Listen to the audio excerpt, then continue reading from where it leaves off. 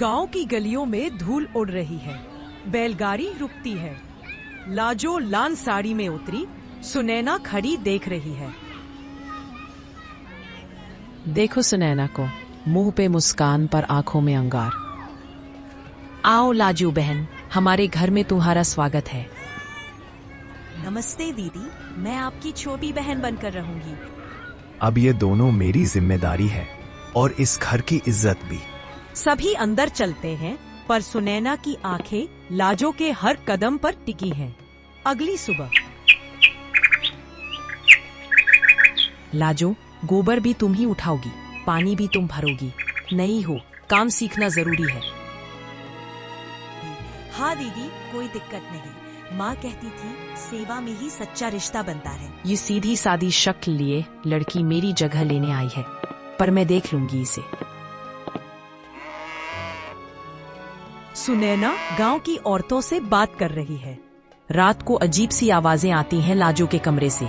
कोई तो बात है, कहीं कोई साया तो नहीं। ऐसी लड़कियां टोना भी जानती हैं। बहू, आपको एक बात बताऊं?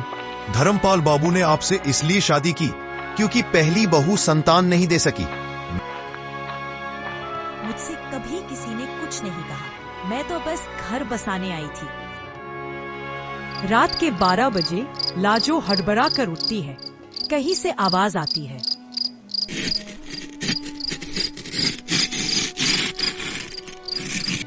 वह दरवाजा खोलकर कोठरी की ओर जाती है। दिया जलता है, हल्की हवा चलती है। कौन है? कोई है वहाँ? पीछे से किसी की परछाई भागती है। लाजो का चेहरा पीला पड़ गया है, उल्टी कर रही है। हे भगवान, ये क्या हो गया इसे? कह रही थी खुद पर साया नहीं है, अब देखो हाल। तुम सबको क्या लगता है बीमारी का मतलब टोना होता है? बेटा, इसकी तबीयत खाने के बाद बिगड़ी है, जहर का असर है। गांव की पंचायत लगी है।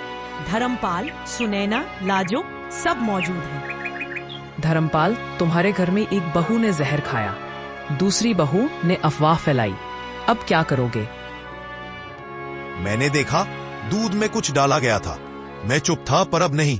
सुनैना, क्या तुमने लाजो के खाने में कुछ मिलाया था? हाँ, पर मैं डर गई थी। उसे खोने का नहीं, बांटने का डर था। आप सब कुछ ले लीजिए दीदी, बस इंसानियत मत खोइए।